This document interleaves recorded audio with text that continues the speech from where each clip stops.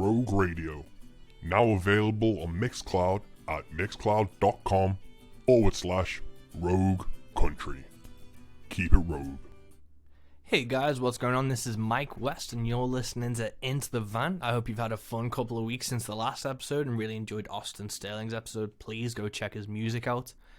This has been a really fun time for me. I've been getting into a lot of new music and I want to share that with you folks. Harry Pedigo recently released Death Law. I finally got a copy of that.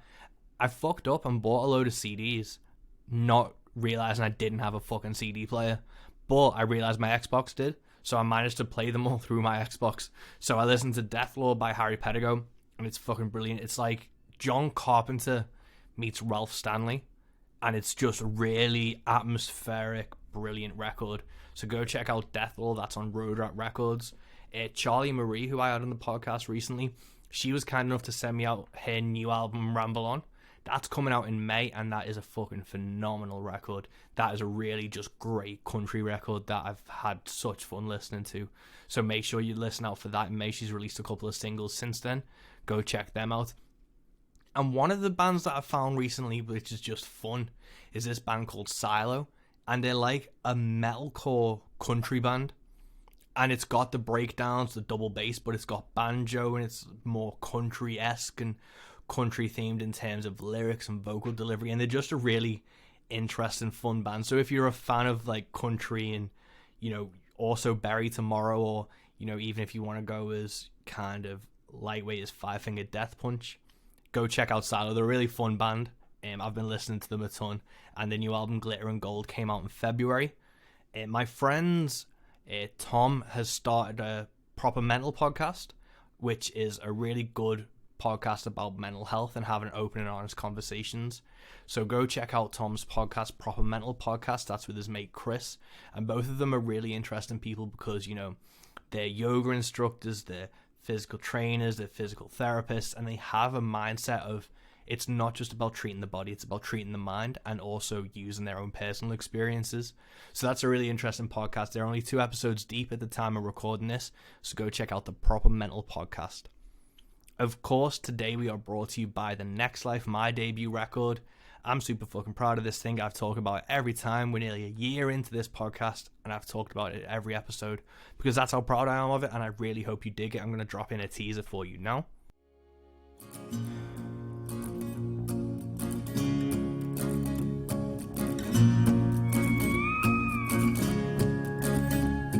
I think we're at a crossroad once again.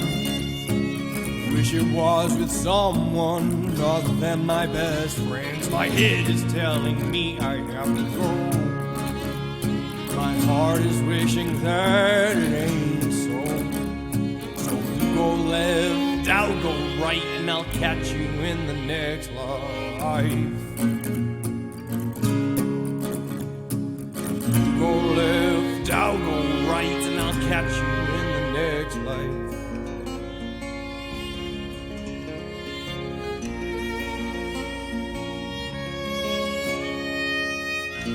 We had a good run. You can't say it weren't fun. So I stopped there. I know you're in there. Don't walk away. I've still got more to say. You may not want to hear, or you do, I fear.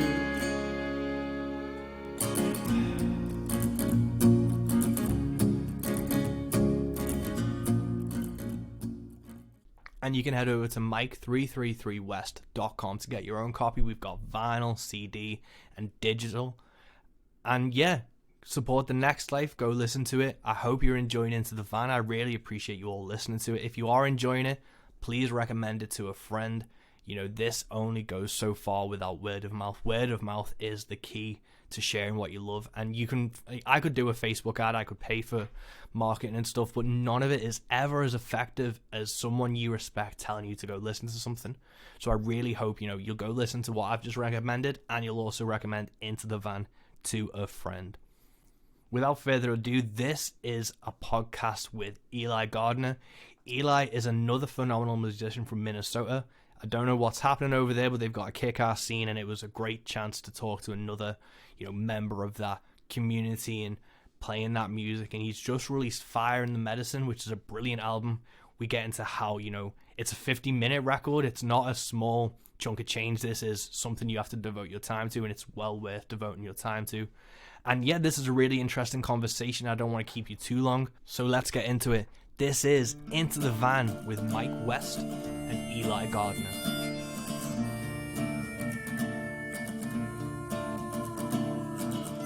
Welcome to Into the Van with me, Mike West.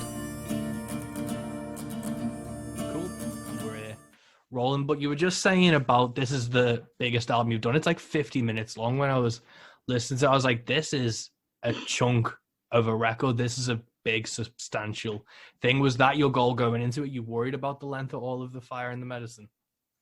Yeah, I think the hardest part was picking out the songs and figuring out. I wanted the songs to flow, and I wanted there to be a kind of an underlying theme with the album. So that helped figure out what songs I picked. But I knew I wanted it to be a full album. I knew I wanted to get the right players on this album. And so that's just kind of how it worked out. But as far as like the most substantiated, focused thing I've done so far, this is what this album is. Cool, man. And obviously this is like your 5th record. So was there a kind of a motivation behind it to like have such a big album with like so many tracks on it to kind of plant your flag in the ground and say, this is the record that I'm going to be standing by for however long? Yeah, for sure. Because before it's mainly been like home recordings or do-it-yourself kind of stuff. And so this was me saying I want to get some big players on, that can do stuff that I can't do, and that has to do with, getting Greg Schutte involved, who's an amazing drummer and a producer as well. Nick Salisbury, who's a great bass player here in Minneapolis, I met, who plays with guys like Brian Fallon and Ryan Bingham. And then the multi-instrumentalist Dan Schwartz, who's just great. He plays all over this album. He plays, lap steel, banjo, mandolin, electric guitar. And so finding those key players is really what it's about, and then knowing what I could do with those players. And that helped the song selection and everything, because I knew that I wanted this to be a band album. I knew I wanted, some grooves to these songs. Yeah. And because a lot of the stuff I've done in the past has been more acoustic based, and that's always a start for the songwriting. But I knew I wanted these songs to be filled out a little more, and kind of make a statement saying this is what I can do with a full band, and this is how I can represent these songs. Yeah, it's weird, man. I don't know what it's like in the States, but it tends to be if you don't have like a band, you don't get the same legitimacy as if you do, which is a weird thing. Because like obviously I'm a songwriter as well. I perform acoustic on my own, and I don't know if you had this before, but it was always like, I wish you had a band.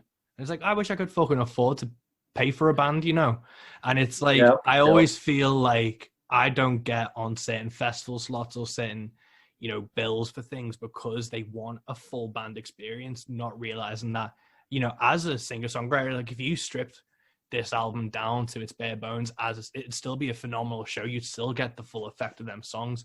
But for some reason, there isn't that chance on when people are individual, like, performers. Well, that's kind of what I've run into my whole career too. Like, because this is the first time, I've had bands in the past, but this is the first time where I built a studio band. And these guys play all over the place, and they're professional musicians. And so they play with a ton of other songwriters and a ton of other bands. And that's kind of how I've seen this scene in Minnesota, in the Midwest, kind of was where there's players that are so good, they're not just going to be in one band. Yeah. And they can't afford to be in one band if they're going to do it professionally. And so they're hired to play guys. And because I'm going to still play solo shows, but it is weird where you get a little bit more attention if you can play loud and Yeah, soft. yeah, it's a really weird thing where people kind of want that full band experience, even though, I've seen Tyler Childers solo and I've seen him with a band, and I'd prefer the solo stuff when he's Oh, nice. on his own.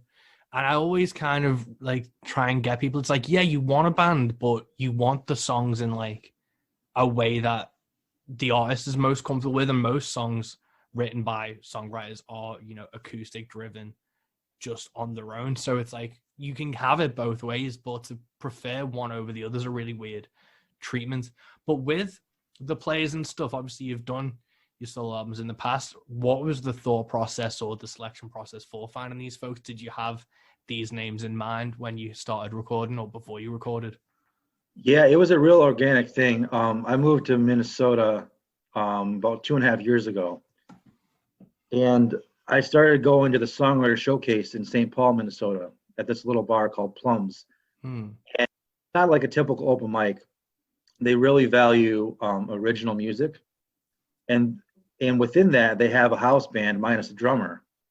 And so Nick Salisbury, the bass player who played on this album, and then Dan Schwartz, who played a lot of different instruments on this album, were part of that house band.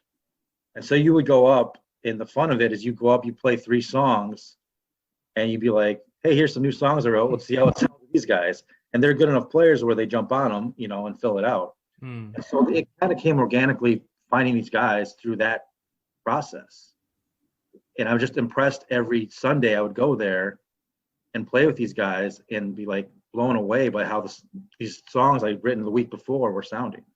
And was that for the open mic? You literally write these songs, they hadn't heard them before, and you'd literally just start playing this 3-song set and they'd get in the groove. Yeah. That's Yep. Like the level of musicianship for that's insane.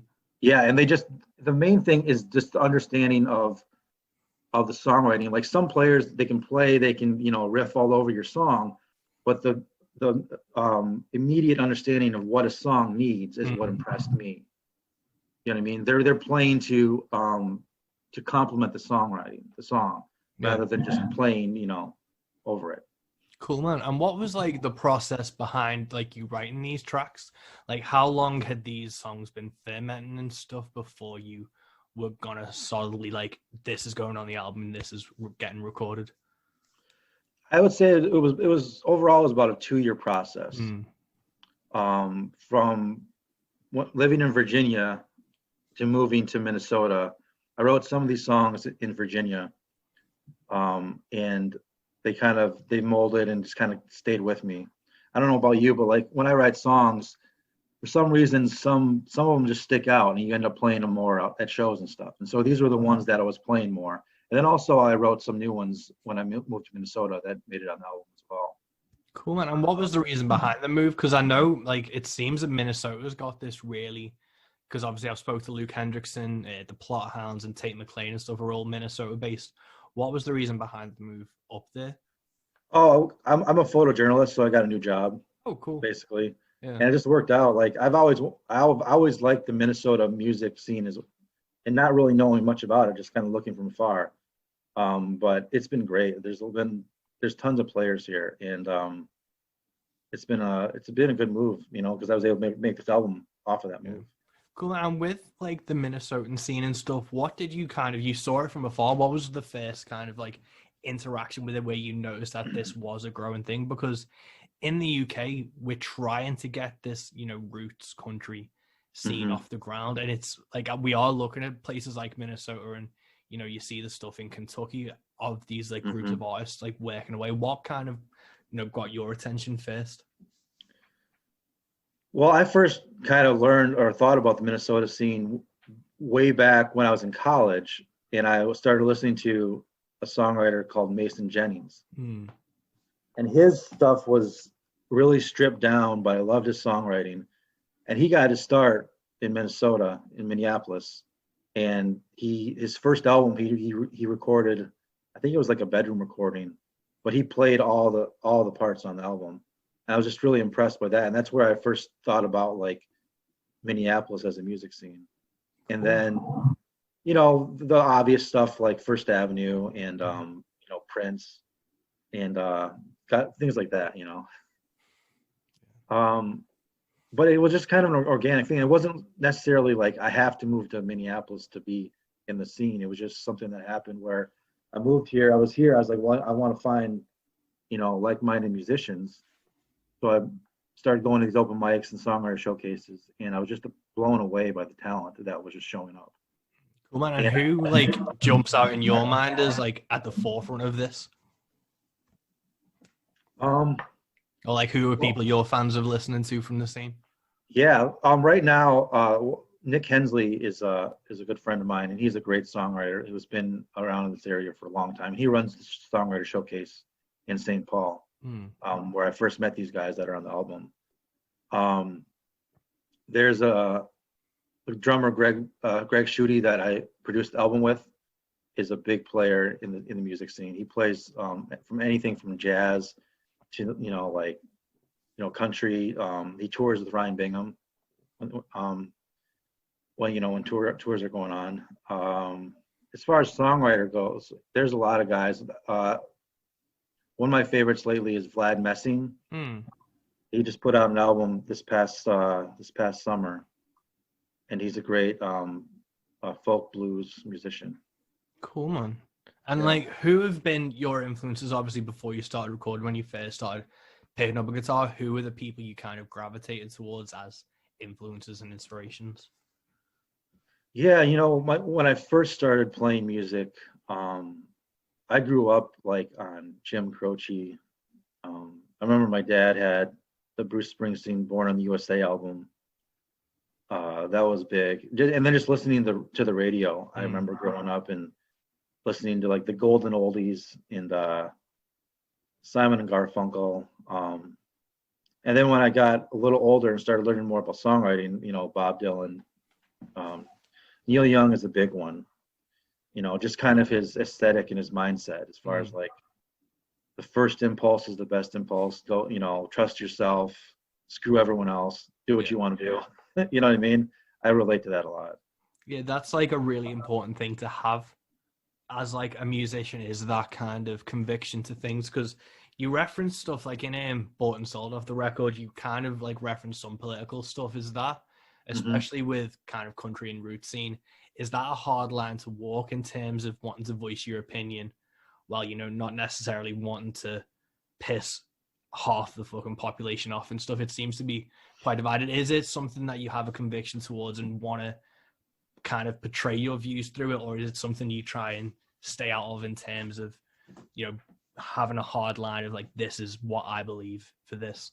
Well, it's interesting because I think a lot of stuff, especially in the States, has been kind of mixed up where they get by with things by saying it's political. But like I have a line in Tattered and Torn where I say it's not about politics, it's about beliefs. And there's hard lines being drawn. Like if you believe certain things, like you can call it politics, but it's going against human rights. It's it's taking rights away from people, or that's not politics for me. That's about being a person, and caring about other people. So that's not something I'm gonna stray away from. I think that stuff needs to be called out. Yeah, definitely. I saw a thing in like over here we've got the Conservatives, and it was just like I'm being persecuted for my political beliefs, and it's like, oh, so you're getting shit for wanting to raise taxes, and they're like, no, not those beliefs. He's like, oh, so you want like a freer market? He's like, no, not those beliefs. And it's like, well, what beliefs are you talking about? And then that's like the implied like racism and homophobia and the equal rights thing that is the thing. But it's really a weird time for, I think, artists and stuff. Like I was just rewatching it, or just watching, the Heart-Worn Highways documentary. Yeah, that's great. They did that, and they've done a revisited one I hadn't seen from 2015, and they talk about it. It's the difference between a country show and an Americana show, and it was like an Americana show is the exact same music as the country show. There's just no Republicans. Right.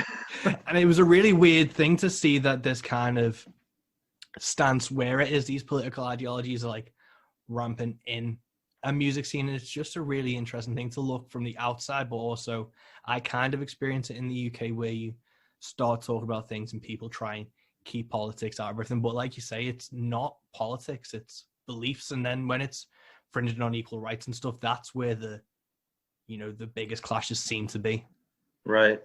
Yeah, and we saw a lot of that here in Minneapolis this summer. And I think, it's a time in the world where there is a clear line drawn. Do you care about other people or do you not? Yeah.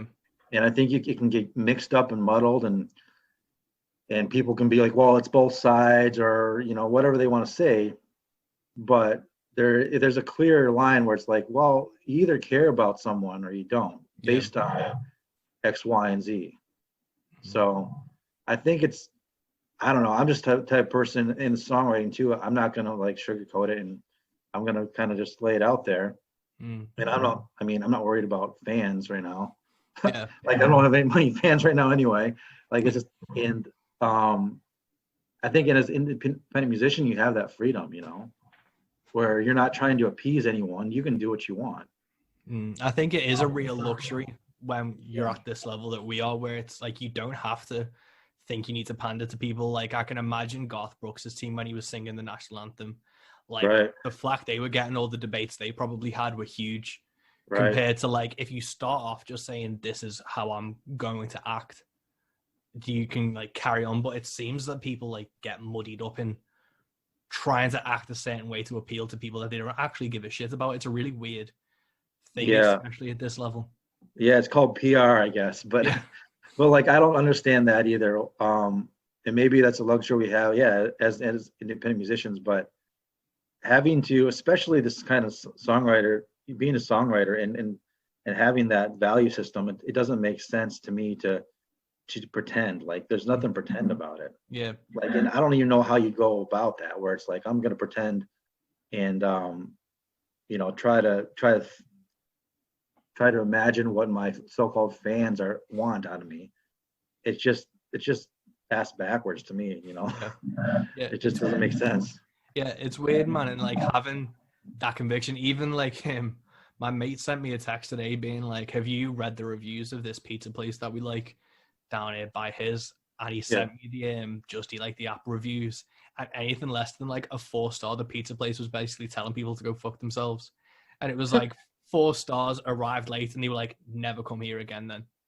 It's just like, it's fun when people actually just go, this is what I'm doing, go fuck yourself. And if you see that, and it's, you can survive in that theory. Everyone thinks if you tell one person who you disagree with, no, your career or however you want to pursue something's ruined, when it's not. It gives you more strength, and you actually find yourself allying with people who support those beliefs, and will actually continue to boost you. Yeah, definitely. Have you found that in your have you had an instance where that's come up, where you have been asked to do something you didn't want to do, or say no to people?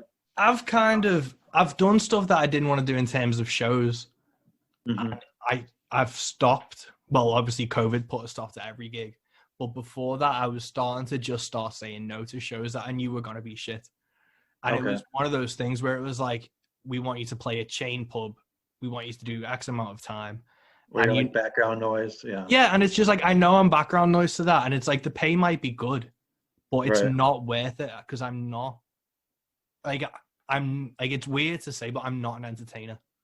Right. I'm like, that's like the line in my head, where I'm not there to sing fucking like Mr. Brightside or the Lumineers or anything. Like, I'm here to perform my own songs, and I will find venues and places that respect that. No, that's really huge, because that's something that's happened to me recently too, where there's a difference between an entertainer and a songwriter. Yeah. And I've seen people where they kind of want to toe the line, and you can't really. You kind of got to commit one to another. Yeah. So I've had requests for Dave Matthews, and I always tell people I have a strict no Dave Matthews policy. It's just not going to happen. Yeah, I've said it on stage when people have been like asking me for like huge songs, like, because obviously I'm British, so Oasis is massive. People go play an Oasis song, and I literally go, listen, out of spite, I've never learnt these songs, and I will never play these songs.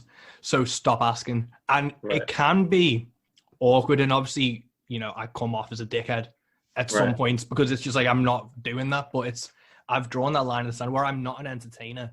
Like, if you find what I do entertaining, awesome.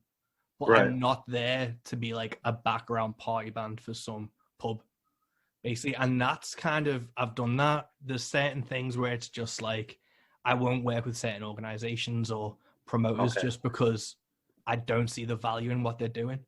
And you Right. kind of, like, we have organizations over here that country artists kind of follow, and Mhm. you get gigs and stuff, and it's just like, they don't really amount to much. So why would I kind of bend my opinions to suit that route that's not really doing anything other than, like, I can do that independently without having to kiss anyone's ass. Right. Yeah. Yeah, that's interesting because I've had, I had bands in the past too where you get a group of people together and they're like, well, why don't we play more cover songs? I'm like, and I don't know what it is. I've just always had that stubbornness where I'm like, well, that's not why I do this. Yeah. I don't write music so I can play other people's songs. Yeah. And when I was going to college and stuff, I worked in a live music venue and bar where I saw that where there was a period where all they did was book cover bands. Mm. It was fucking horrible. Yeah, we have a huge like cover band and tribute band like culture over here, where they headline big like venues and stuff. They are like the touring bands, Right. and I know, like, I can do a pretty good Eddie Vedder impression. I could do a Pearl Jam tribute, and I could probably make a decent living. I could probably be a full-time musician as a Pearl Jam tribute, but I'm not dealing with the gig back knowing I've sold my soul. Basically, like, people are always like, if you play covers, you'll be liked more. And I'm like, yeah, but I'll have that money in my pocket and I'll be driving back on my own, hating myself and not fulfilling my own, like, inspiration, my own, like, integrity, if you will. And I think it comes to like, it's a journey to find your own voice and what your value system is. And I think if you are doing that, where you're pretending you're playing cover band music, I think that takes away from that journey and figuring out how and ultimately it takes away from the songwriting because you need that original voice to write those songs. And so that's why I've luckily never gone down that road or even really thought about it. There's songs I play that because I like the songs, but I'm not going to learn a whole 2 sets of them. Yeah, that's the thing, man. Like, I'm a huge Johnny Cash fan. Yeah. I think I know 3 Johnny Cash songs to play. Right. I've got him tattooed on my arm, but I know I'm not a fucking Johnny Cash tribute act. I'm not dropping these songs in the set because I know people will like them, but it's not what I enjoy to do. I enjoy listening to them. Occasionally I do Jolene, and that gets weird looks because it's I don't change any of the lyrics, so it's just like singing about taking my man away, and I won't change any of the lyrics and shit. And like, that's probably the most radio friendly like song I'll do, but I slow it down and do it weirdly anyway. Yeah. It's still, I won't fucking pander to anything that I would like. If I get a feeling, I just won't do it straight away. And it's hard, especially, I'm not fucking at any level, shape or form really as a musician. And you do get those doubts of like, maybe if I did just do one Ed Sheeran song, right, it might lead somewhere. But you have to just kind of go, no, because if I start, like, if I give in at this point, am I going to give in down the line? And it's where you then can draw the line without it turning back on you. Because if you pretend or you want to be a tribute act for so long and then you actually go, well, we're going to do originals now, everyone will kind of go, well, that's not why we booked you. right. But if you from the bat say, I'm an original artist, I'm performing like this, right, you can't really, like, people can't be pissed off or surprised when you turn around and go, I'm not fucking playing Hey Ho. Yeah. Yeah, it's weird. It's just like, yeah, there's always that I guess just being kind of scared, like, or self-talk or self-doubt, where it's you wonder, how do I get recognition? And really, the only way you can get recognition is just to keep doing what you're doing, you know. And people, I think there's 2 kind of thoughts on like what it means to be, recognized or whatever. One, it's like, do you want to just be recognized just to be recognized, or 2, you want to be recognized for something that you actually believe in? Yeah. And before I started songwriting, like I was an artist for a little while where I was doing like illustration and sculpture and stuff. And I think to be any kind of artist, you kind of just, it's just who you are. It's not going to be something you're doing because you're just going to get you this. You know what I mean? And I think those are the type of artists that I really gravitate towards as well. Those type of songwriters where that's what they do. You know, you talk about Tyler Childers, like he blew up like in 2 years. Yeah. Like, you know, 3-4 years, like probably 5 years ago now, he was playing little bars and stuff, and he found his voice through doing that. Yeah. And I think this kind of culture where it's like American Idol or The Voice or whatever those, you know, those glorified karaoke shows, I think people want to be famous, but there's a difference between like being famous or well known and being like a musician and a songwriter. Yeah. You know, I think, and I'm just getting to that place where it's like I'm recognizing that, and I am getting a little recognition by people that I respect, and that means a lot to me. Yeah. That means more than anything outside of that realm. Yeah, man. Like, it's weird with The Voice and stuff because, like, I remember when I was at university, they held auditions there and shit, and I got like asked to do it, and I was like, "Fuck you that!" Didn't do it? No, like, fuck that. Like, it's just not something I'd want to do. Like, I'd like to meet Tom Jones. That'd be fun, but I don't want to have to sit through an audition process to do that. And I remember I was touring Belgium ages ago, and I got off the plane, was checking around the city in Liège, and there was the Belgian Voice like film studio, like the TV studio was like where I was kind of staying. So I was just walking past it, and I kind of like took a selfie in front of like the huge Voice poster. I was like, oh my god, I'm auditioning, blah blah blah blah, like being sarcastic, and everyone who knew me knew I was taking a piss. But so many people were like, oh my god, good luck, oh my god, this is the best thing ever, you deserve it and stuff. And it's like, I'm actually on tour here, like I'm doing like 5 like days of actual gigs in another country. Isn't that a win in itself? What, like, does it have to be I have to go on an audition show? Right. So that, like, it's like, oh my god, like basically that's being a musician. It's like, well, I'm actually here on tour. Isn't that a win? And it was a really weird thing. And it's just like, I get like tribute bands and cover acts and stuff where it's, you know, you do want to be like, as a musician, you want to be a musician so badly that you kind of will justify it in your head to be like, well, I'm a musician now. And it's like, but are you your musician? Right. Yeah. Yeah. And I've seen a lot of great musicians kind of go that route. But I think, you know, I don't think I've toured as much as you or anything, but I think being able to go out and play your own material, you know, especially solo, getting up on stage, no one knows you, and you're playing songs they've never heard. That's a special kind of feeling, though. It's especially when you catch someone's ear. Yeah, I was trying to explain this. I was on like a video chat with my mates yesterday, just as a catch up, and they were talking about like my music and stuff. And I was like, I wish I could kind of explain the feeling you get when you make that connection with someone. I was like, I wish I could explain, or you could feel what it's like to go to somewhere, perform your own songs, and someone else get it. And like, today is like 2 years ago. Today was like I started my first European tour. I got to go all around Belgium and Germany and the Netherlands and stuff. And you know, I was completely on my own. I had a camper van that I was living and touring out of, and just going to the different venues. And I was like, I wish people could like bottle that feeling, and you could like have it, and then you'd realize why I'd never want to go on The Voice. Right. Yeah. Being able, like a song you wrote in your bedroom, being able to play it and people get reaction or start dancing or, you know, get misty eyed or whatever, all that stuff.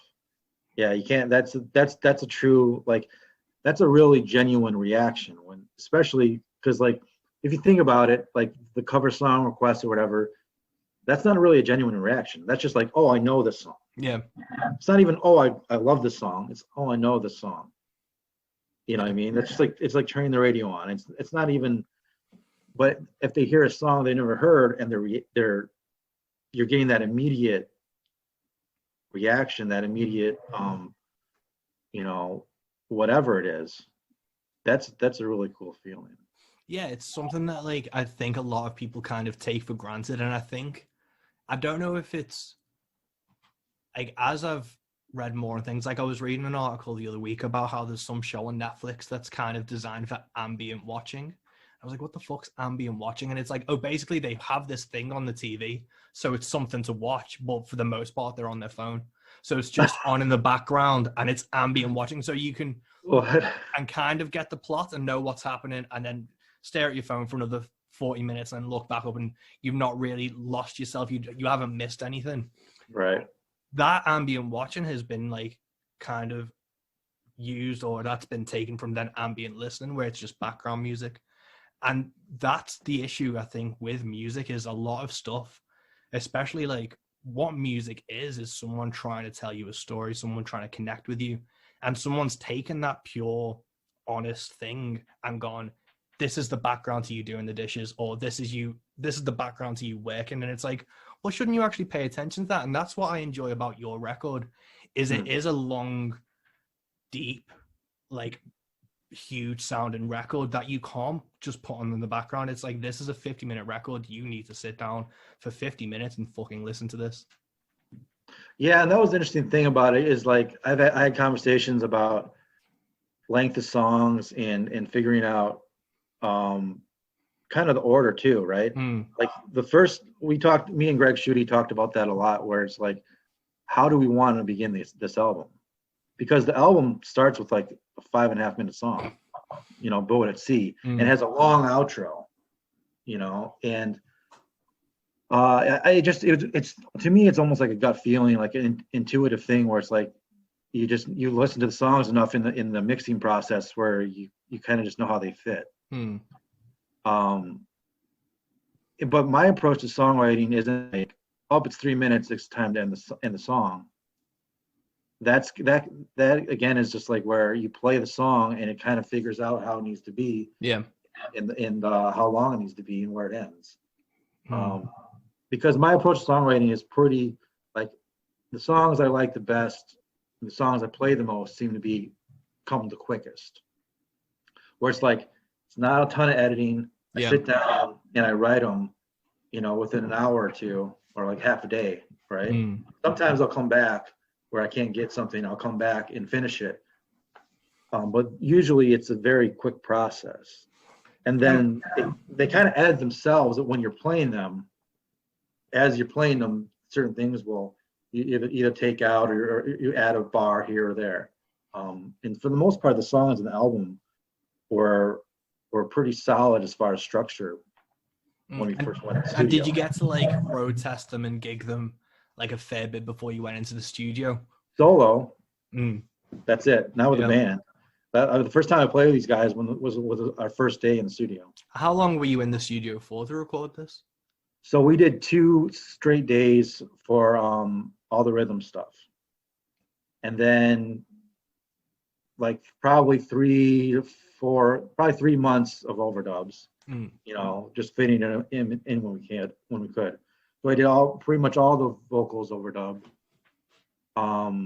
The song Villain, the one acoustic song on the album, that's a live take. Nice. And then adding some different guitars and layers and editing like that.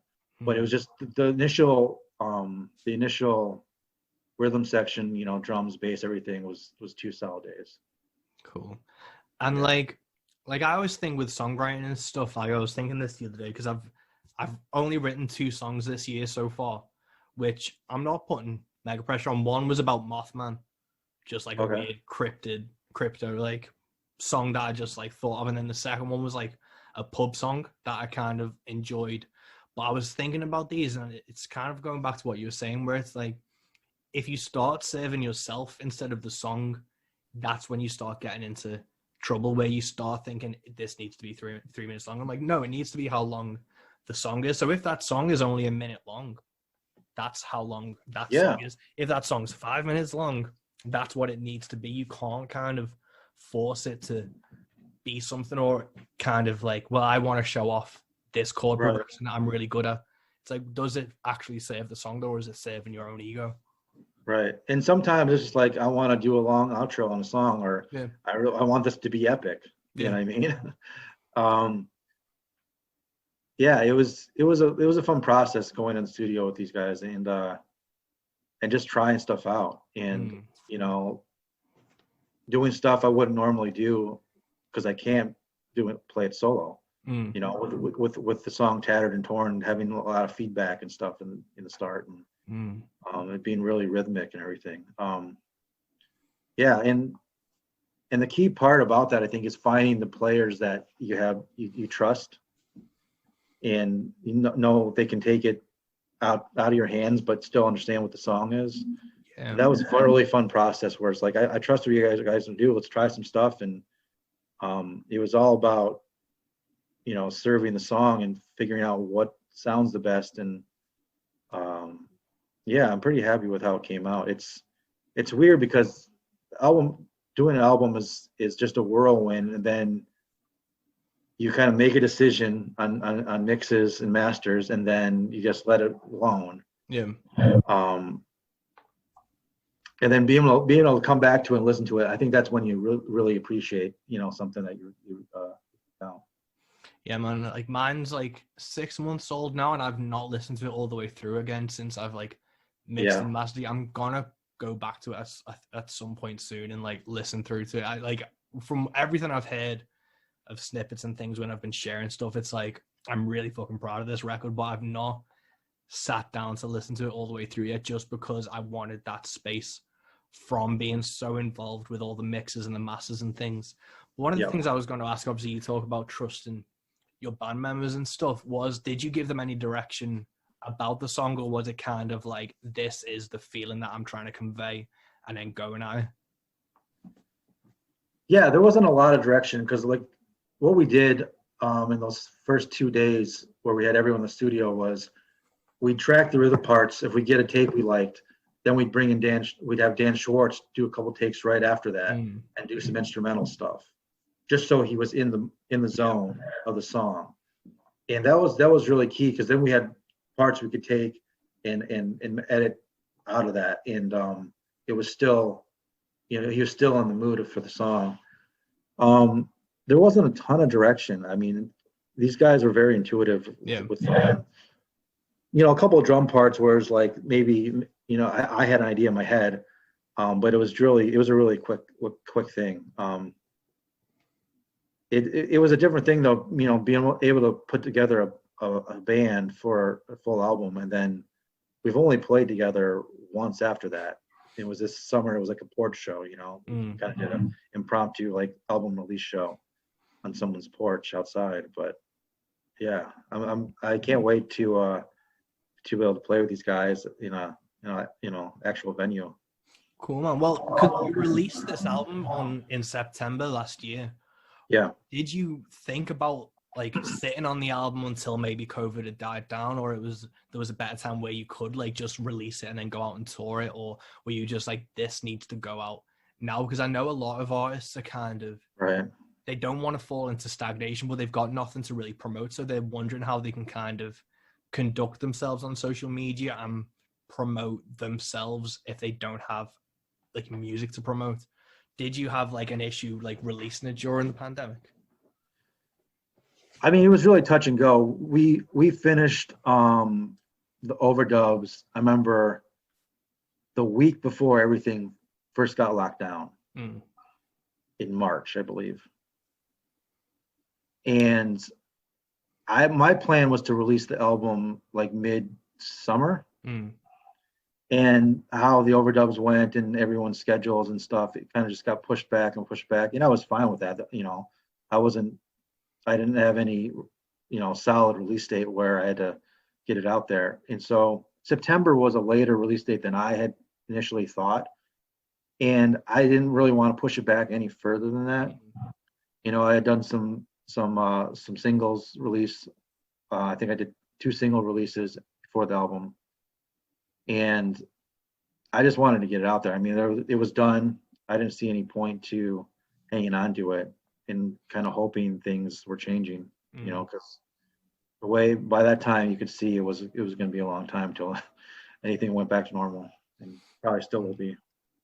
Yeah, man. And like, what kind of challenges or like obstacles did you like come across when you started releasing it, or were you like anything that was unforeseen? Because I released mine in August, and it was kind of like, how the fuck do I get this in front of new people? Yeah. Through social media, because you know there's a lot of like, obviously we're on like Road Country and different Facebook groups which you can self-promote, but self-promotion's not the goal, and obviously it starts becoming spam. And how, like, was there a conscious effort on how you were going to promote this when you started doing it? Yeah, I hired a woman here to do a little bit of PR stuff for me, just kind of locally, and that helped get some placements. The local radio station here, The Current, is really great for local music. And I got Tattered and Torn got a placement for their song of the day, and a few other songs got played on there. And then I did a few articles, locally and stuff. But really beyond that, I think I had a music video released on Americana UK, which is cool. Oh, cool, because they did a really good review for you guys, because they're Americana UK are Liverpool based, so they're like over the water from me. Yeah, they've been great for like they do amazing promotion stuff for independent artists, I've found, and they've been really susceptible to that kind of thing. So the video for The Right and the Wrong got released through them, which is really cool. But beyond that, I mean, that's one of the processes I found through doing this album promotion, is that it's hard for independent artists if you don't want to spend a lot of money. Yeah. Because hiring a promotion person that takes cash. Yeah. And I didn't want to do a huge radio airplay thing, because I'm not sure people really listen to the radio anymore. So I was just finding little niche spots to get my songs and get my videos placed, and it still kind of happens where it's just like little niche things, or people find me on Twitter or through Instagram, and that's been okay. It's been a slow moving process, but I don't really know much more you can do besides dropping some money on a big promotion thing. Yeah, unfortunately, unless you go viral for whatever reason, it seems to just be. And then if you are an independent, like I had one PR person, because I was messaging a few to try and promote stuff, and one got back to me, and the fee they were asking for was just like more than the record cost. Right. And then they were saying it was like, and we'll need 200 CDs to give to people, and I was like, well, I'm only ordering 300 CDs, so I can't do that. Right. Those kind of things where I don't know about PR because I'm not a PR person, but it seems to still be rooted in like the 80s, when it's like people had money and record industry was still a thing, where it was like, here's 200 promo copies. And I don't know how much it has actually evolved to accommodate what the music industry is now. And especially for independent artists, like how important or vital a PR person can be to an independent artist is like, a committed artist could probably do about the same amount of groundwork or legwork as if they hired a PR person. The only thing is they have better connections for a few higher up things, but if they don't pan out, you're in the same position still. Yeah, that's truly what it is. And I mean, and just learning how to send emails, I guess. Yeah. But yeah, it's a whole other job, really, if you think about it, being able to do that. And that's something I've learned how to do just kind of through trial and error. But yeah, I think besides that, I'm not sure what else you can do as an independent musician. Like a big thing I've tried to do is produce music videos and put some video content to a song. I think that's helped. And that's just because I have that capability as far as doing that myself. Yeah, but which I'm grateful for, because a lot of artists don't, they have to hire someone for that as well. Yeah. So yeah, it's an interesting thing. Like what has worked for you as far as like finding niche, like Facebook groups and stuff, or like Facebook groups was a weird one, because there's a load of UK country groups, and they say they support like UK country music, but they just don't. Like they support like backing tracks and like certain people that work in organizations. So it was just like the same way that I'm like, I know I'm not gonna fuck with pub gigs. I was like, I'm just not gonna fuck with these people. Right. And so like a lot of kind of stuff was, I've been lucky enough to tour with other artists and stuff. So it's just kind of working with them, and we have like overlap. And I've had people who have been like lucky enough or like kind enough to shout me out on different things. So that's been a big help. Out of like platforms, like Reddit has seemed to have been the best like independent like cold promotion thing, because instead of posting it to a group like on Facebook, Reddit does seem to get more engagement. Like they are a bit more stricter in terms of self-promotion, but the one self-promotion post you can do a week does seem to get more engagement than like the 5 posts that you're doing on a Facebook group. And like the grim thing is, like, I've been grinding this out since August, and you kind of like, you check your insights and your engagement and shit, and you know, it's 1 or 2 here or there. And I remember I did a gig on the 10th of October and sold records, engagement blew up, lots more like buzzing. And it's like, you don't realize as an independent artist how vital touring and gigs still are. And then it was like, I did a gig on December 18th and they were the only 2 shows I'd done since March. And again, it was like, you could see the spike go up for those. So that it's like trying to find independent ways to actually break the monotony. And it's, you know, Reddit seems to have been good trying to do, if someone can do a live show, like I've set up 2 live streams for some venues, one this month and one next month, so I'm hoping they'll do well. And I've tried to stay off the live stream circuit a fair bit because I didn't want to like oversaturate it. So I've only done like 3 or 4, I think, since March, just because I didn't want to, you know, people to get bored. And it's so easy to get drowned out during that. So it's been a hard one to see what can actually engage you. There's a lot of trial and error. Like, I enjoy the marketing side of stuff and I do it for like a good chunk of things. But again, it's all just, you know, you can post differently by 10 minutes and the engagement will be different. It's crazy. Like the algorithms that Facebook are just. Yeah, I try to pay attention to that a little bit, but I don't know. I'm not a stickler for that kind of stuff. And then the whole live stream thing has been interesting because I kind of treat it just as something I do for myself. Yeah.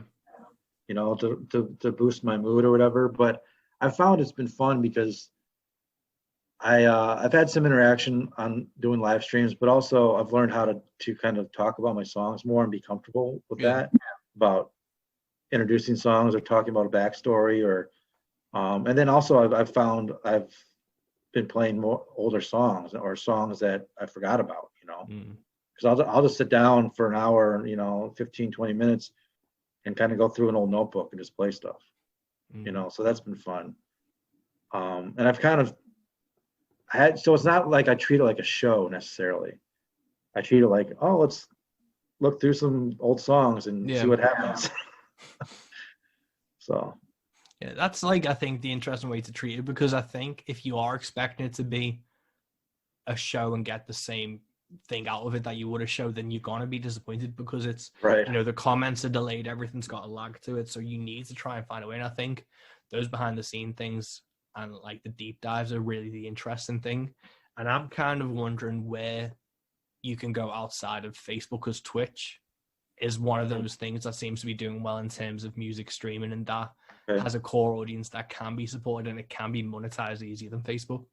So it's one of those things to look into. Reddit do live streams, but it's only a certain amount a day for a certain time period and stuff. So it's just trying to see what you can do to reach new audiences, because the danger with what you have on Facebook and Instagram is you have the same core group of people who engage with everything and comment and talk, but you can't abuse them in a way to like further your career or, you know, rely on them to be like, they obviously support you to a huge degree, but you can't rely on them solely for everything. So you need to try and bring new people into the fold, and it's the new people that's the issue during this, I think. Right. Yeah, I mean, that's the key. Like, how do you find people? How do you put music in front of people without actually playing shows? Yeah. I don't know. We'll figure it out. Yeah, that's kind of how it's been like this whole year, really. Yeah, and that's the thing, and that's where you start looking at like sync placements, and if you can get on like games and things. Like I did like I did a really cool thing 2 years ago, maybe. It was for a Kickstarter for a comic book because I like write my own comics and stuff as well. I know that kind of scene in the UK. And there's a group of guys I really like from Madius Comics, and they were doing this new comic they were kickstarting. And I wrote a song and recorded it for their Kickstarter video. And everyone who backed it got a download of that song. So that was a really interesting thing that I think can really be important. And obviously, like, I know Sean James, he blew up over, he had a song on the Last of Us 2 video game. And it was literally, you could see overnight the attention and like what happened, because it's a phenomenal song. And it was like so prominently placed in this trailer of the character singing it. Like, I don't know if you've seen it, where she's on like she's on the bed playing a guitar, and it's his song, and you literally saw it blow up overnight. And there's still like, he did another song that was in the game and used. So it's those kind of sync placements I think that are going to reach new audiences, and working with maybe independent game designers or developers trying to get onto different stuff like that. That's an avenue that I think might be interesting, especially during COVID times. If you can get a track on a trailer or a film, even for like an independent film. Like, I have a friend, Richard Glover, he's lived in Australia for a long time. So an Australian director used one of his songs for a trailer of something. And that kind of traction is like working together to build a community through the art. Right. So then you're not just relying on yourself and your music to do it. If you can bring in, you know, an independent film, that might boost it. Yeah, no any independent filmmakers. I need a song or two. Yeah, but that is one of the things. If you look on Twitter and stuff, maybe reach out to people that you respect and stuff. Like, I've been looking at, like, because there are companies that do sync, like synchronization placements and stuff. So maybe it's like, I'm going to start looking at working with one of them maybe. But it's, you know, I only have 9 songs from this album that I can really pitch them. So if they don't accept those 9 songs, I'm fucked. Well, people like, I have my fiddle player, he writes music, and he can do like whatever they want on fiddle, viol, or whatever, and he can morph to that, while I'm limited to, this is my kind of thing. So I'd have to hope that they'd enjoy one of my songs enough. Yeah, I looked into that one during the album process, where you do alternate mixes and stuff. Yeah, stem mixes, basically they call them, where you know, it's just a drum and bass stem of the song. Yeah. Or, you know, that kind of thing.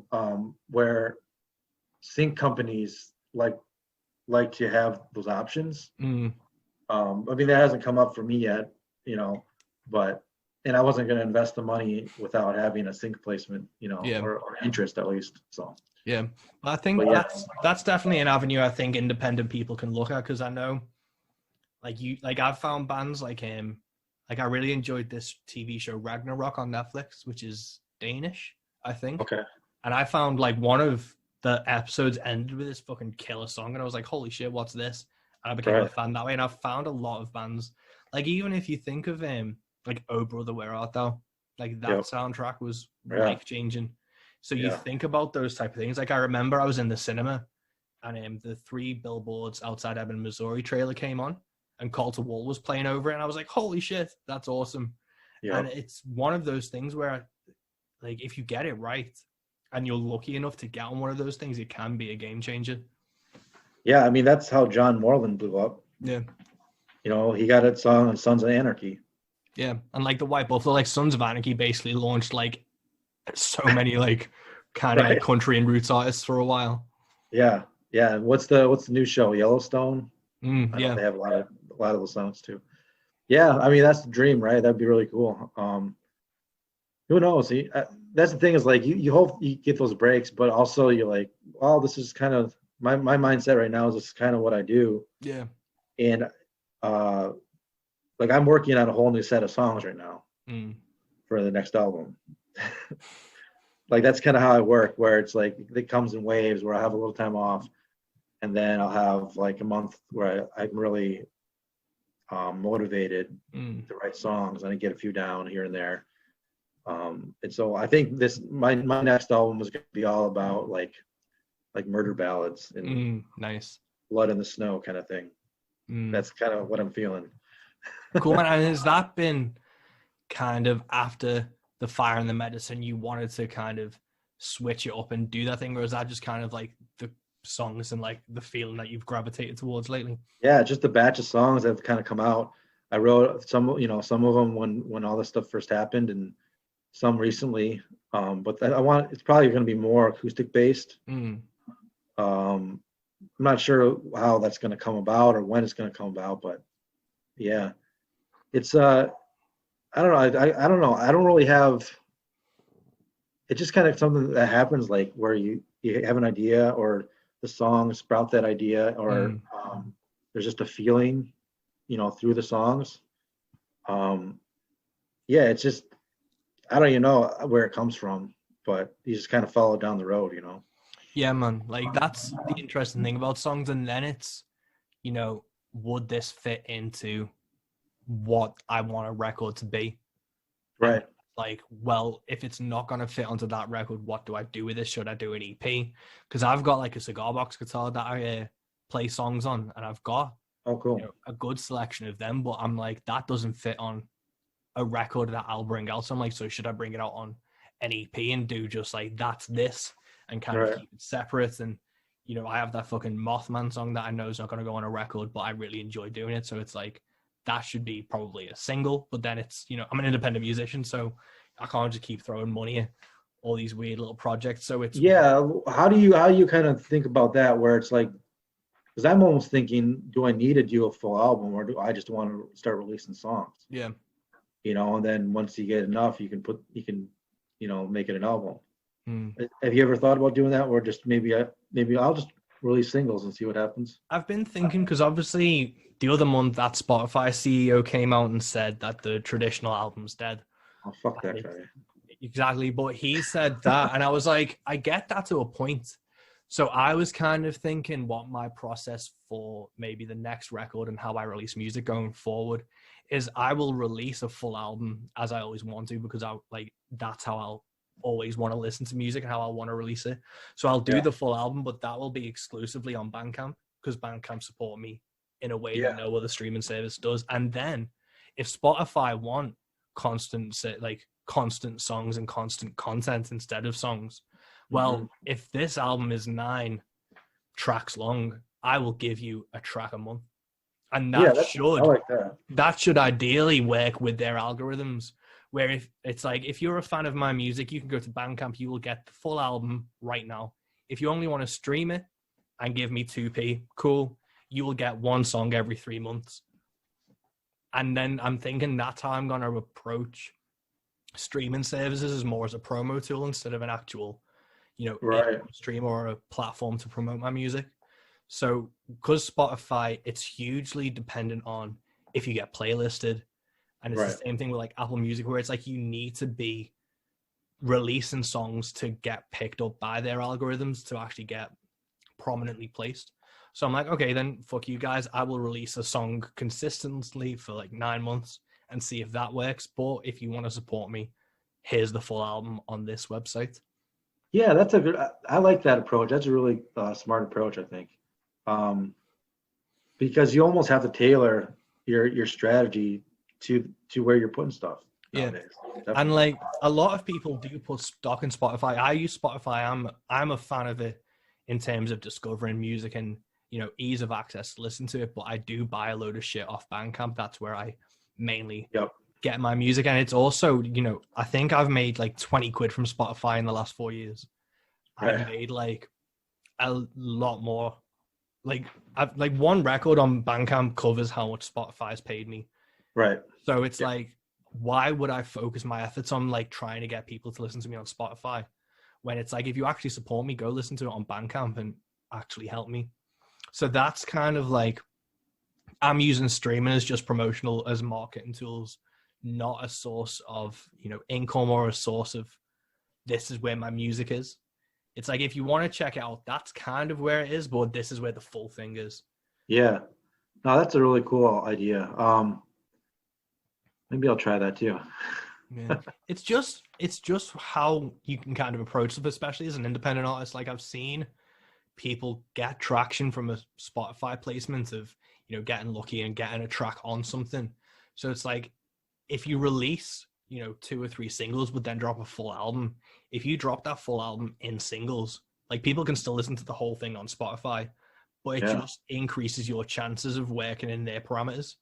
Right. So I think that's what I'm going to do in terms of records. Is everything I release on Spotify will be single based, but that's not how I'll be actually releasing the music. I'll be releasing it in full forms, physical copies on Bandcamp and my own like website and stuff. And I'm thinking even in terms of if I do an EP of Cigar Box tunes, it'll be on Spotify, full album on Bandcamp, and it'll be the full album or the full thing will be on Bandcamp first, and then maybe 3 to 6 months later you'll get the first single on Spotify. So if you don't want to wait, here it is all in one go. If you do want to wait, you've got to wait 6 months for it, and then it kind of creates a scarcity and an importance to the actual product. So it's like that's the only place you can listen to it for the first 6 months, and then it'll start getting playlists and promotion on streaming services. Yeah, and I think we have this idea, at least I do sometimes, where it's like everything's got to be new, right? But really, it doesn't matter because it's new to the person listening. Yeah.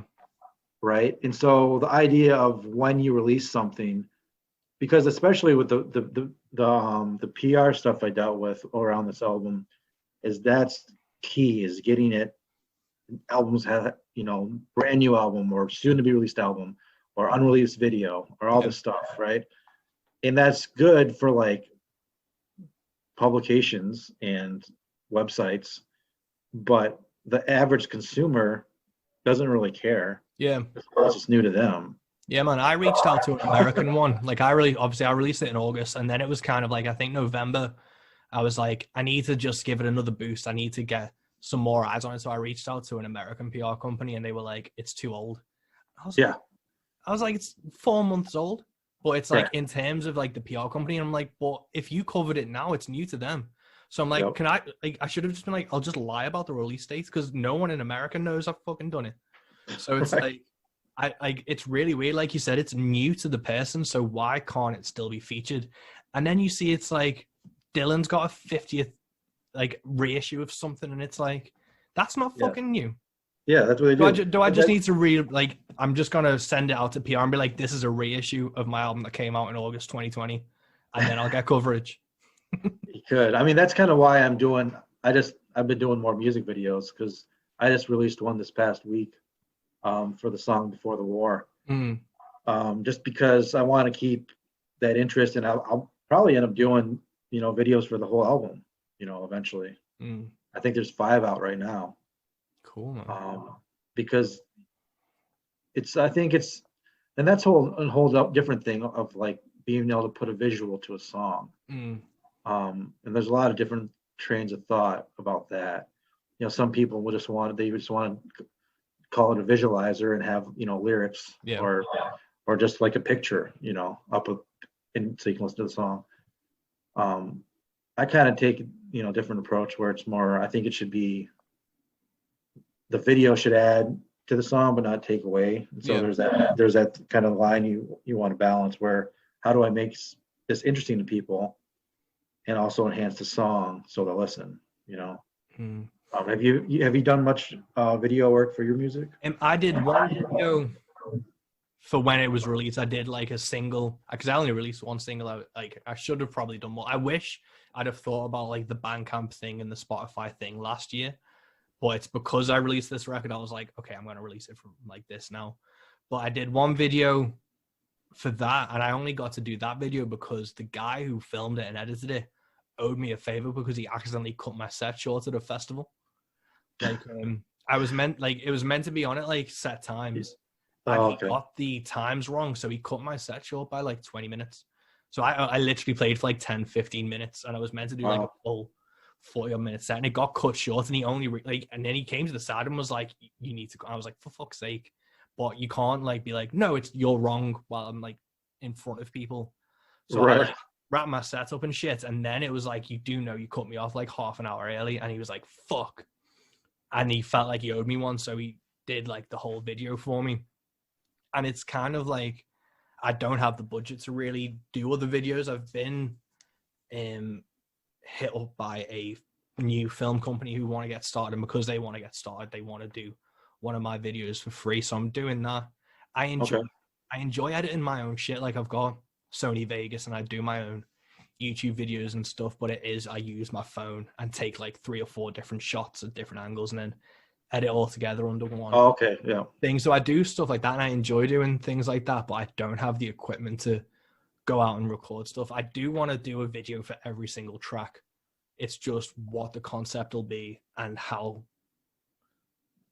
polished it'll look is one of those things. But I also think as a DIY artist, I think one of my strengths would be in just how sketchy and DIY looking it could be. Yeah. Like There's a lot of different approaches. You could, so I've seen some people, they take, public domain video and use it, to enhance the song. I've seen that a few times. I've done that as well, I did that for the video for Tattered and Torn, where I took protest video from the 1960s, the Selma March, and tied it into to a local, Black Lives Matter protest and stuff like that.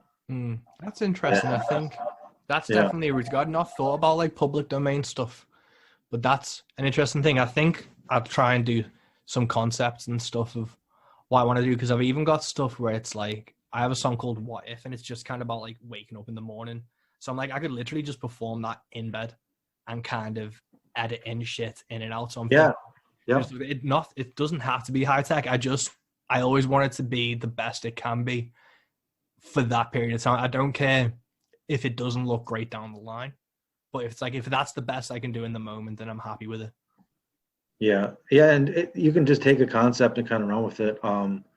It can be abstract. A lot of the public domain stuff, I've done some videos for friends too, where it's just, you don't even see the artist. It's just some abstract video that's from like the 1950s, where it's all blurry and black and white and sepia toned, and it just adds to the song. Yeah, there's a lot of things you can do with it. But I think it all ties into the kind of the storytelling aspect of songwriting. Yeah.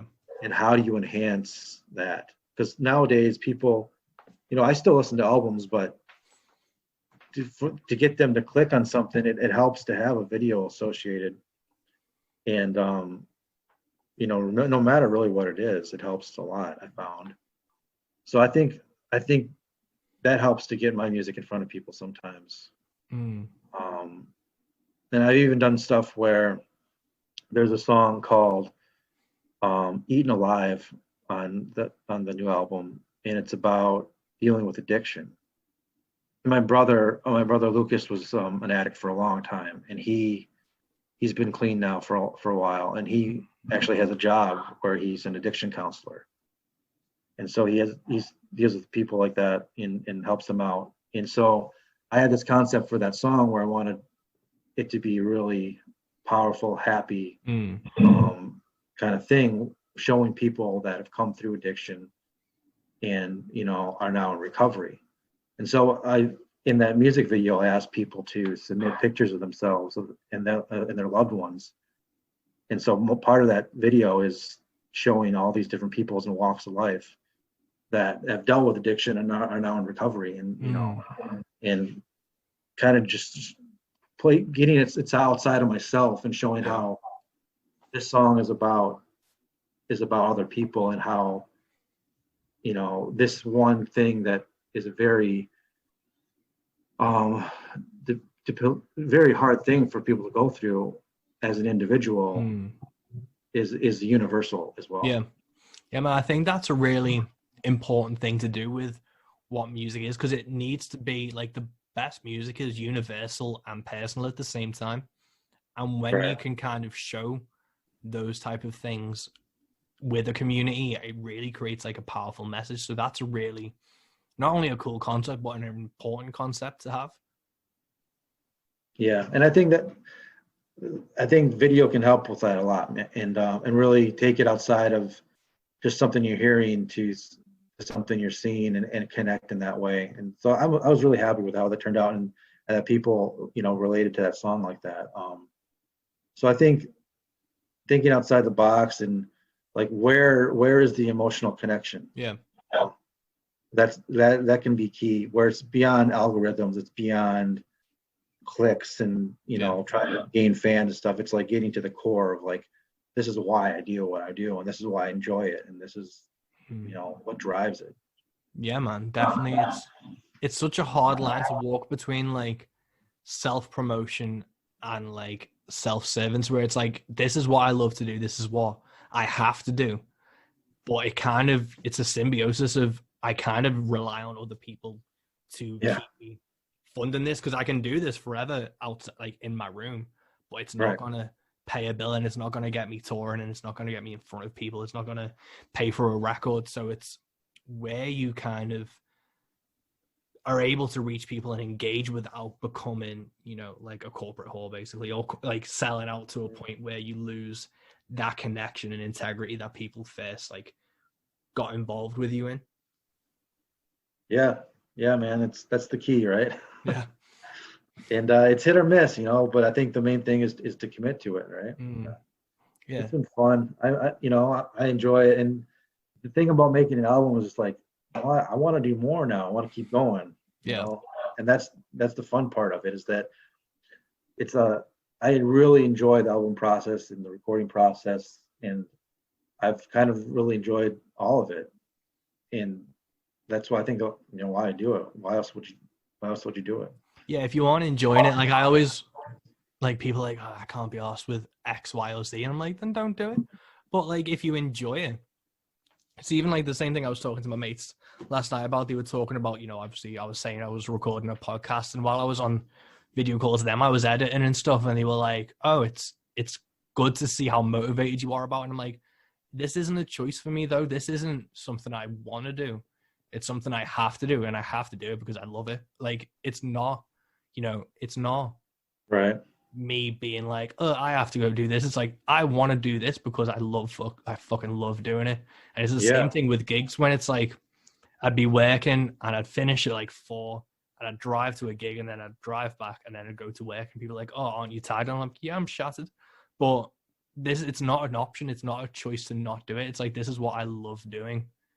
And I have fun doing it. The second I don't have fun doing it, I'm like, I'll call it quits. And that's, again, going back to why I don't do like gigs out. I don't want to do and work with people I don't want to do.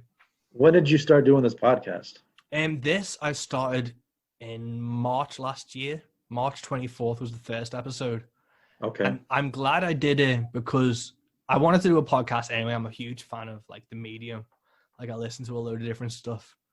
And, I'm lucky enough that I know some cool people, like people that I respect, people that I gig with, like local and things. And I didn't even obviously know the pandemic was going to hit. I started recording loads of things. Like I had the idea in 2019, and then in early 2020, I started like talking to people and recording them. And I wanted to launch in March with like, I used like Sean James I sat down with outside of his gig. And cause he's like a really fucking nice guy, but he's also got a decent following, I was like, he'll be the first episode by a backlog of folks. So I released that, and this has been something again where it's like, I just fucking love talking to folks like you, because you can't progress or improve in an echo chamber. Like everyone talks about bubbles and stuff, and it's like, for social media, I have a little bubble because I can't be arsed with fucking idiots on my timeline and shit. But in terms of being creative and in terms of feeding off of other people and networking and stuff, you can't be a better musician or a better creative person in a bubble. You always have to, stick your head out of the top, see what else is happening, and talk to people who are really equally as motivated. Because listening to you talk about how passionate you are about like your videos and recording and all that, it's like, well, I want to go and do videos now, and like I'll talk to someone else who's like, I've just booked a 100-day tour, and it's like, well, I want to go fucking tour, and then like I'll say that, and then someone else will be like, well, I want to go tour as well, and it'll just it just keeps feeding itself, where it's that motivation of, if you love it, you want to explore every aspect of it. And I think, especially with this podcast, it's like, if people enjoy my music or enjoy songwriting, they'll want to listen to it be talked about and dissected as well. They'll want to kind of see the industry. And that's why I wanted to do this podcast, was you don't get to see the independent side of the music industry, because it's either people are acting like they're faking it till they make it, and talking about like endorsements and sponsorships and shit that's not there, but they want it to be. and it's all a sense of like ego, but it's also, you know, I want people to know that I've had shit gigs and I've fucking driven back like completely defeated and thought about throwing in the towel. Right. And then I've also thought about like, well, I'm just not going to do those type of gigs anymore, and knowing that people do draw those lines, and knowing that that is a thought process for musicians, because you see, like, I've just finished watching that Framing Britney documentary. Okay. And Britney Spears, where she's like the conservatorship and stuff. And it's like people see what they want to see and what's been shown to them. And they don't see like that's only the tip of the iceberg. They don't see the real struggles that are going on with like her fame and stuff. And it's the same thing. You see like a musician on Instagram post that they're in the studio. You don't see the $5,000 credit card debt that they've racked up to get into the studio. You don't see the sleepless nights trying to finish the song.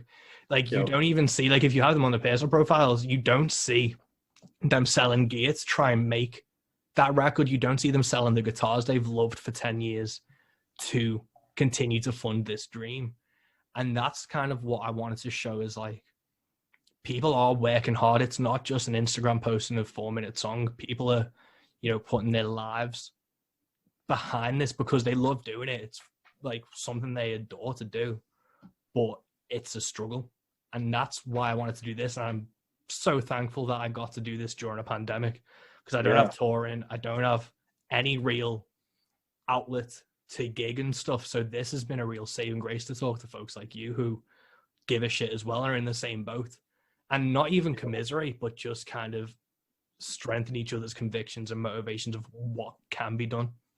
Yeah, that's definitely a huge thing. And that's why I've tried to reach out to people like you and talk about stuff. And it's ultimately about creating a community of like-minded people, you know, and knowing that, everyone struggles no matter what kind of level you're on. Mm-hmm. You know, it's really comes down to like, are you doing good music or not? You know, are you committed to that kind of thing? That's the ultimate like decision. If like I respect people or not, is if I respect what they're doing musically. Yeah. You know? And that's the drive. That's the line where I'm like, that's someone I want to talk to. That's someone I want to know. Yeah. You know? And it's a really weird thing because it's hard, especially like I think that's what I enjoy and I'm envious about is like the Minnesotan scene, is like it is mutual respect and mutual fans working together to kind of solidify that like genre or that base and that scene, instead of you see like that person's doing well, so I'm going to kind of copy them. And then you get like mimics, and that's kind of what the UK scene has been. Is like, oh really? This like because it was like pop country kind of did well with like the festival circuit and getting known, and then like the Shires, I think the Shires and is it the Wandering Hearts kind of broke as like UK pop country, and people were like, well, that's what country music is in the UK. That's what we're gonna do, and then it like took what country music was and spun it. So now it's like, how do you create a scene that's independent of that while still kind of using the name? And that's when it's like, you see a lot of people being like, well, I need to write a pop country song, but I actually like this type of stuff. I'm like, well, do that type of stuff and we'll build a scene together. And again, it's the same thing when you see like the Kentucky scene, or even you see like, we've got a really good punk scene up in the northwest of England. And you just see fans and friends putting on shows together. And it's, in the UK country scene, you see a lot of people who aren't even mates kind of like tolerating each other because they think that's what they need to do to get ahead instead of get along. And I think that's like the biggest difference, is that people are trying to get ahead instead of get along. And that's what I want to try and do with this podcast, and what I try and do with like my friends who are musicians in the UK, is it's like, isn't it just fun to put gigs on together and hopefully people show up? Right. Like it's we're not trying to sell out the fucking Wembley Arena or anything. It's just like, wouldn't it be fun if we get to do this? Yeah. And that's like, you know, goal achieved basically. That's cool, man. Yeah, I don't even think about it in terms of scene. I just kind of think about it just like-minded individuals, people that are writing songs. You know what I mean? Yeah. I think that's kind of the distinction for me, is like if you write songs or not. Yeah. That's the thing. It's if you're like actually care about what you're doing and you'll put thought and care into like originality and have your own identity. That's such an important thing. Like, I think because I've studied music for so long and like I have a degree in it and shit, it's like I always have that like analytical eye of this is, you know, the punk scene, this is the fucking indie scene, this is Okay. that. And I do have to kind of take a step back and go, that's not going to happen. We just need to get along and do gigs and have fun, and maybe down the line that will happen. And that's Right. kind of what we did with Rogue Country, was like, we aren't seeing anything we enjoy on the UK scene, so we just need to do our own thing. And if people gravitate towards it, awesome. If not, we're still having a fun time. Yeah, no, that's a great. I really enjoy that you guys are doing that. Because I've left groups or gotten kicked out of groups, certain Facebook groups, because you see a lot of bullshit, and I was going through periods like, you know what, I'm just gonna, anytime I see bullshit, I'm gonna call it out. And so I got in a lot of, fights online about that, but I haven't seen any bullshit with the Rogue Country. You guys are, pretty straight shooters. That's what matters right now. Yeah, we just kind of like I kind of monitor the most of like the posts and shit. I decline so much stuff. If it's not attributing a positive reaction, I just don't do it. So like I've occasionally let certain like negative things, like, because it's so easy to rag on pop country, and it's so easy to like bitch about like Florida Georgia Line or Dan and Shay or whoever the fuck. It's just an open goal, but it doesn't achieve anything. And like those conversations that always get the most engagement are like, country isn't as good as X, or like negative. Yeah. So that is like, I've just declined so many posts where it's like, I get why you're saying it, but you're just having a bitch and nothing's changing. And that's what Rogue Country and like my own kind of music career is. It's like, it has to be done positively or it's not worth doing, because you can bitch and you can like go on a flame war and slag off everyone, and you will get traction, you will get engagement, you'll get controversy, but you won't be in a sincere way where people are actually listening to your music first or taking you seriously as you want to be. So it's a really hard line to walk, but being positive about shit's harder than it seems. Yeah, and that's the thing that I found for myself, like where I really, if I'm going to spend some time and really listen to some people online or try to search out new artists, because I think a lot of the time with social media, an artist gets traction for whatever reason, and people kind of jump on the bandwagon. And there's not a lot of free thinking people out there where they're like, all right, I'm going to listen to this because I want to find something, and I'm going to hear it and not, and I'm going to hear it and take it into myself and not just like it because someone else likes it, or hate it because someone else hates it, And so I think that's really the type of people that I'm really striving to listen to, hear music, is where it's taking the music at face value and not comparing it or anything like that, or not jumping on a bandwagon because of a producer or whatever. Yeah. It's like, hey, do you like the song? Is this a good song? Because this is connecting with you. Yeah. And there's very few people that do that. But that being said, the people that are doing that, I think, are what really matters for independent music. Yeah, 100%. I mean, you kind of see those artists that are doing it, and you do see them, get the attraction, get the engagement, and it's so easy, especially on today, you can shit on anyone doing slightly well, but you always have to kind of, again, internalize why you like them or why you hate them. Because it's even like, I remember when I was younger, I was like a huge like rock fan, so I wouldn't dare listen to like pop music, and I wouldn't dare admit that someone I actually enjoyed. And it's just, you get to that point where it's like, do I actually like this though? Yes or no? And if it's a yes, then it's like, you have to enjoy it unashamedly. Like, I don't believe in guilty pleasures anymore. And you see people doing well for their own thing, and it's something to be celebrated, but you see so much negativity that it just grinds you down a bit. And that's what a lot of Facebook and especially Twitter's a fucking garbage fire of negativity. But you just can't. Who's an artist that you've listened to lately that's new, that you've kind of were pleasantly surprised by? Harry Pedigo.